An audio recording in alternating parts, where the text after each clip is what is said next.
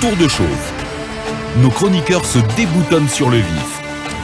Talibé, avant d'aller à la pause, on s'intéresse aux assises nationales. Les recommandations ne seront pas rangées dans le tiroir, Talibé. Oui, c'est ce que, en tout cas, l'on apprend, c'est que lors du dernier conseil des ministres, le président de la transition, le colonel Mamadi Doumbouya, aurait donné carte blanche au Premier ministre, au nouveau Premier ministre, Dr Bernard Goumou, pour que l'ensemble des recommandations contenues dans le rapport définitif des assises nationales, donc un rapport produit par le Conseil, le Comité national des assises, CNA, que l'ensemble de ces recommandations soient donc appliquées sans exclusive.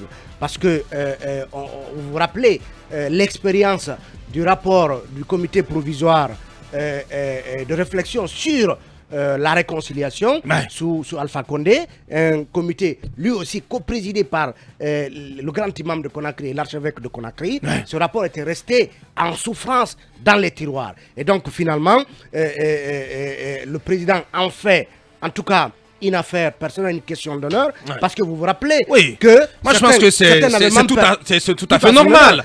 Après autant d'investissement en termes de débauche d'énergie, en termes de débauche d'argent dans l'organisation de ces assises nationales, c'est important, voilà, contrairement à ce qui s'est passé sous les anciens régimes, que les recommandations ne restent pas dans les tiroirs. Et je pense que c'est important que le président Doumbouya mette l'accent là-dessus et que cette tâche soit portée par son Premier ministre, le nouveau Premier ministre Bernard Goumou. C'est important. Ce serait une manière de rompre avec le passé. Vous avez lu le rapport ?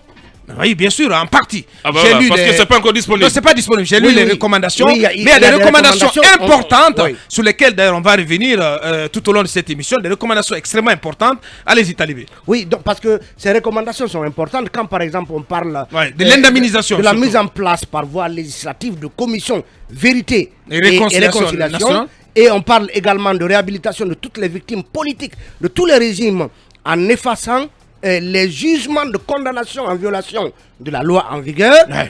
Quand on parle de l'accélération de la tenue des procès en attente, notamment ceux de janvier et février 2007, mais aussi du 28 septembre, mais aussi autour d'autres crimes de sang connus dans ce pays. Tout cela, c'est important. On parlait de justice. Dans ce pays, c'est un pays qui souffre d'un déficit chronique de justice pour les victimes, pour les pauvres. Donc aujourd'hui, est-ce que la question qu'on aurait pu se poser, est-ce que le colonel soutenait ces recommandations, puisque d'emblée il les soutient et demande leur mise en application sous l'impulsion du Premier ministre, dont on dit que c'est un homme d'action, un homme de terrain, un homme justement qui peut impulser cette action d'application, de déploiement de ces recommandations. Vivement, il faut encourager le colonel. Je pense que ce serait tout à son honneur même que si, l'ensemble de ces recommandations, même si il y a une recommandation qui passe très mal. La réduction du nombre de partis politiques, c'est vrai que ça c'est politique, ça concerne directement les politiques, et quand c'est absolument politique, ça fait forcément débat. Ça fait forcément débat. Voici donc, c'était notre tour de chauffe.